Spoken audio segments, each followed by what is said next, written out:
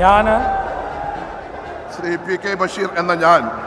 നിയമമായി സ്ഥാപിതമായ ഭാരതത്തിൻ്റെ ഭരണഘടനയോട് നിർവ്യാജമായ വിശ്വസ്തയും കൂറും പുലർത്തുമെന്നും ഞാൻ ഭാരതത്തിൻ്റെ പരമാധികാരവും അഖണ്ഡതയും നിലനിർത്തുമെന്നും ഞാൻ കേരള സംസ്ഥാനത്തെ ഒരു മന്ത്രി എന്ന നിലയിലുള്ള എൻ്റെ കർത്തവ്യങ്ങൾ വിശ്വസ്തയോടും മനസാക്ഷിയെ മുൻനിർത്തിയും നിർവഹിക്കുമെന്നും ഭരണഘടനയും നിയമവും അനുസരിച്ച് ഭീതിയോ